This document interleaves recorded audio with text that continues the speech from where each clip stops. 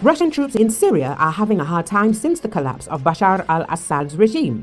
They have found themselves in the crosshairs of not only local militias but also Israel. This was reported by the Russian Z-blogger fighter bomber associated with the Russian aerospace forces. Russia obviously was not ready to overthrow Assad. The evacuation of troops and equipment is taking place in complete chaos, despite the fact that the local opposition and Turkey have given Russia guarantees of immunity and time to leave the country. Some groups of the Russian armed forces have been surrounded. Some of the military came under attack from the Israel Defense Forces. Fighter bomber denied the statement by the chairman of the State Duma Committee on Defense, Andrei Kartapolov, that their military contingent in Syria is allegedly not under any threat. I would like to address our Israeli partners. Please don't hit Syrian airfields yet. Some of them have our servicemen who we remember, but no one told you about them. And with your strikes, you can kill them a little. So far, we've gotten away with it, but there's no need to repeat it. Then you can smash everything there into rubble, wrote the Russian Z-blogger. It should be noted that there are two Russian military bases in Syria, the Khmeimim Air Base and the Tartus Naval Base. Russian troops are also dispersed in small groups at other military facilities throughout the country. At the moment, an urgent evacuation of soldiers and equipment is underway. The Russians were not allowed to maintain a military presence in Syria.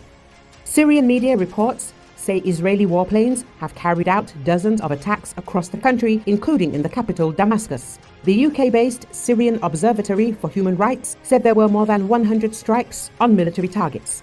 A research center with suspected links to chemical weapons production was among the sites hit, according to local media reports. Israel says it is acting to stop weapons falling into the hands of extremists following the overthrow of the Assad regime. The strikes come as the UN's chemical watchdog warns authorities in Syria to ensure that suspected stockpiles of chemical weapons are safe. According to the UN's chemical watchdog, the Organization for the Prohibition of Chemical Weapons, a chemical weapon is a chemical used to cause intentional death or harm through its toxic properties.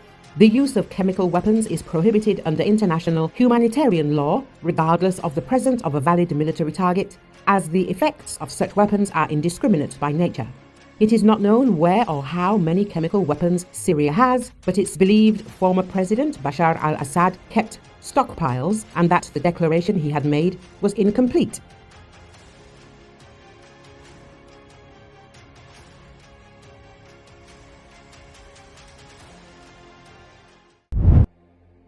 A large number of explosions were heard near Kamishli Airport in northeast Syria late Monday. The blasts, which appeared to be explosions of ammunition, were apparently caused by an airstrike on a former Syrian army base, near the airport and the border with Turkey. The base that was targeted was one of the most important belonging to the Syrian army and its supportive militias. No official comment was released by the Kurdish self-ruled administration regarding the explosions.